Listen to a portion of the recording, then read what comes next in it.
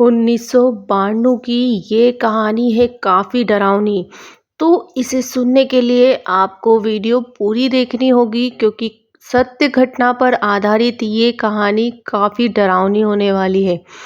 तो 1992 की ये कहानी स्टार्ट करने के पहले मैं आपको बता देती हूँ कि चैनल पे अगर आप मेरे नए हैं और इस तरीके की रियल स्टोरी आप नई नई सुनना चाहते हैं तो चैनल को सब्सक्राइब ज़रूर कर दीजिएगा।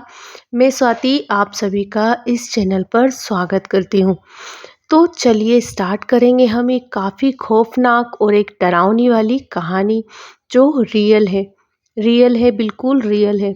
तो स्टार्ट करेंगे हम इसे और चलिए देखते हैं कि एक महिला ने किस तरीके से भूतनी की डिलीवरी कराई। उसने डिलीवरी और इनाम में उसे जो मिला उसे देखकर वो गिर पड़ी। वो ये सब जानकर मिला था उसे इनाम में, इस जंजाल में फंसी थी। तो चलिए देखते हैं। 1992 का समय चल रहा था और महीना था दिसंबर का। तो दिसंबर के महीने में काफ़ी ठंड होती है तो उस कारण से जो लोग होते हैं वो अपने अपने घरों में जल्दी सो जाते हैं।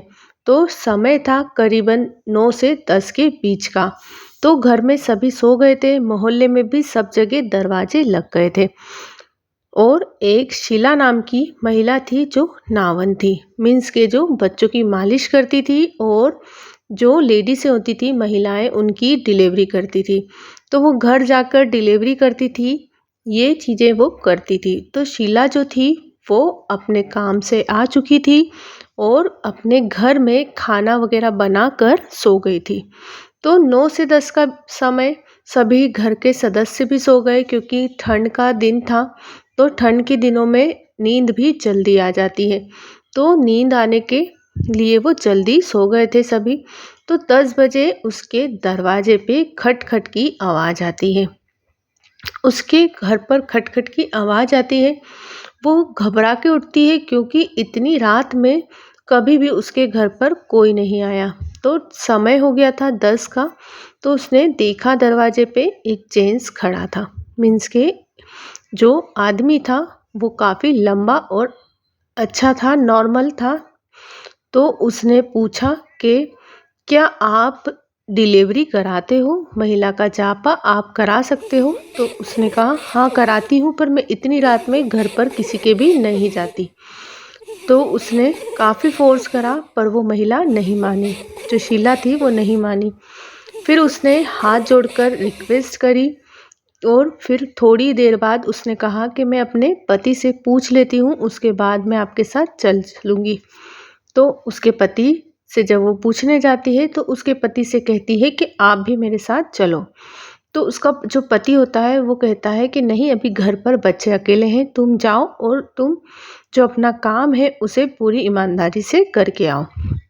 क्योंकि उसका मन थोड़ा घबरा रहा था कि जेंट्स के साथ जाना है और अनजान रात भी हो गई थी। वो रात में 8 बजे के बाद काम पर नहीं जाती थी। तो उसने उस टाइम पर उससे पहले मना कर दिया, पर उसने कहा कि जो इमरजेंसी है तो उस लिए उसने हाँ कर दी।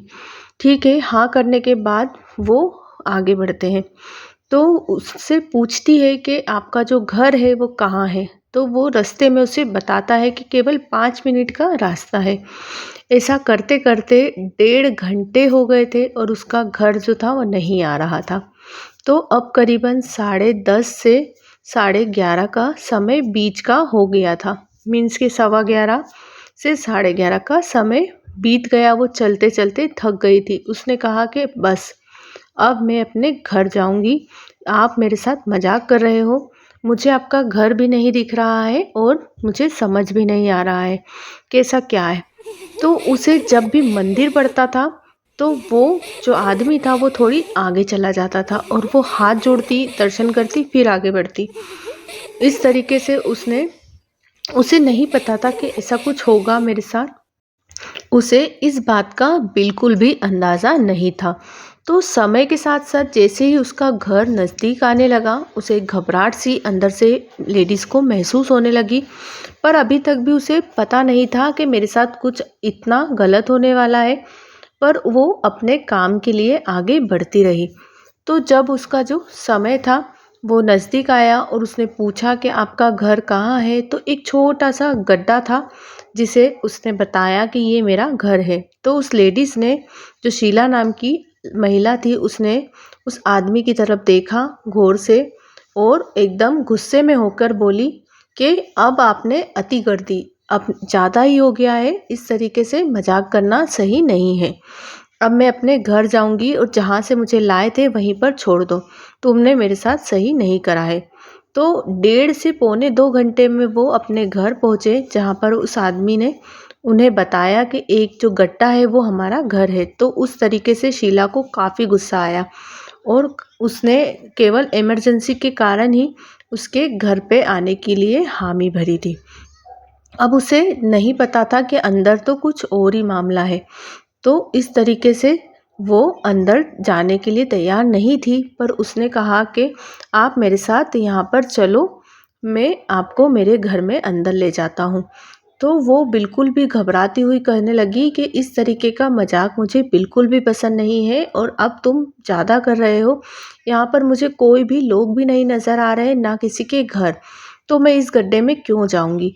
तो एक गोल सा गड्ढा था, पीछे से पेड़ था और वो गड्ढे के अंदर वो महिला को वो ज़बरदस्ती ले जाता है कि अब तुम आ गई हो तो यहाँ तक, अब इसके बाद तुम अंदर चलो। तो उसे जैसे ही अंदर ले जाता है तो उसका जो घर होता है वो काफ़ी आलीशान और काफ़ी बड़ा होता है। एकदम महल की तरह उस गड्ढे के अंदर से वो अंदर जाती है। अब एक महिला जो काफ़ी तड़प रही थी और उसे जो डिलीवरी थी उसके समय बिल्कुल नज़दीक था। पर वो जब घबरा जाती है कि वो नॉर्मल महिला नहीं थी। जैसे ही वो बताता है कि मेरी जो पत्नी है, आपको उसकी डिलीवरी करानी है, तो वो डिलीवरी कराने के लिए जाती है, पर वो महिला जो रहती है वो बिल्कुल नॉर्मल नहीं रहती है। तो वो इनकार कर देती है और वो घबरा जाती है, पर वो बोलता है कि अब तुम आई हो तो अब तुम्हें डिलीवरी करनी पड़ेगी। वो कोई नॉर्मल महिला नहीं थी, वो थी भूतनी।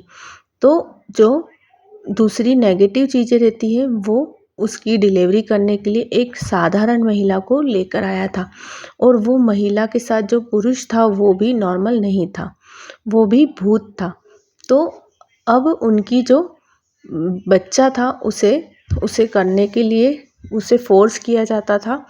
तो वो घबरा कर, अगर वो मना कर देती तो शायद उसे वहीं पर ख़त्म कर दिया जाता, पर उसने हिम्मत नहीं हारी और उसने कहा कि मैं केवल मदद करने आई हूँ, अब मदद मैं किसी की भी कर सकती हूँ। तो उसने पूरी तैयारी के साथ उसका जापा कराया, मीन्स के डिलीवरी जिसे कहते हैं, उसका पूरा जो बच्चे की प्रोसेस थी वो सारी प्रोसेस उस लेडीज़ ने हिम्मत करके कराई। अगर वो हिम्मत हार जाती तो शायद वो अपनी ज़िंदगी को खो देती। तो उसने जैसे ही बच्चा जन्मा तो वो बच्चा भी नॉर्मल बच्चा नहीं था। जिस तरीके से वो लेडीज़ थी और जेंट्स ने भी अपना नॉर्मल जो रूप था वो बदल लिया था, उस तरीके से वो बच्चा भी काफ़ी डरावना हुआ था और काफ़ी भयंकर। पर उसने हिम्मत नहीं हारी और उसके बाद जब बच्चा उसने अपने पिता को दिया, जो बच्चे का पिता था, वो जो भूत था उसे अपने बच्चे को गोद में देकर वो काफ़ी संतुष्ट हो गई थी। पर उसे फिर भी डर था कि ऐसा ना हो कि मुझे ये लोग ख़त्म कर दे या मेरी जान को ले ले, कुछ गलत करने की आशंका उसे होने लगी थी। पर उस तरीके से वो काफ़ी घबराई हुई थी, पर उसने महसूस नहीं होने दिया। फिर उस भूत ने पूछा कि तुम्हें इनाम में क्या चाहिए। तो उसने कहा कि मुझे कुछ नहीं चाहिए, मुझे बस आप मेरे घर छोड़ दो। तो जो वो भूत था उसके घर में केवल हड्डियाँ रखी थी, तो उसको हड्डियाँ उसने उसकी खोली में भर दी और वो खोली भर के ले गई। पर उससे अंधेरा हो गया था थोड़ा सा, जब उसके घर से निकल रही थी, जब उसने उसे हड्डियाँ दी थी तो उसने खोली में रखी हुई हड्डियाँ नहीं देखी। फिर उसने रास्ते में देखी कि उसमें हड्डियाँ हैं, तो वो घबरा के घिन के मारे उसने हड्डियाँ फेंक दी। पर जो वो उसे रास्ते तक छोड़ने आया और उसके घर के थोड़ी ही आगे तक उसने कहा कि यहाँ से मैं अपने घर चली जाऊँगी। तो बस उसके घर के पास ही में एक पेड़ था, वहाँ पर उसने उस हड्डियों को डाल दिया और कहा कि इन हड्डियों का मैं क्या करूँगी, इसने मुझे दिया तो कुछ नहीं, पर चलो मेरी जान तो बच गई। वो घबराकर अपने घर आ गई और वो डरते हुए पूरी रात जगती रही और सो गई। थोड़े टाइम बाद वो सो गई, पर जब वो सुबह उठी तो उसकी जो खोली में उसका पल्लू था साड़ी का, उसमें एक हड्डी बची हुई थी। बाकी हड्डी को उसने पेड़ में डाल दिया था। जब वो सोकर उठी थी तो वो हड्डी जो थी वो हीरा बन गई थी। तो वो हड्डी, जो छोटी सी हड्डी बची थी, वो हीरा बन गई थी। तो उसने सोचा कि ये मैंने क्या गलती कर दी है।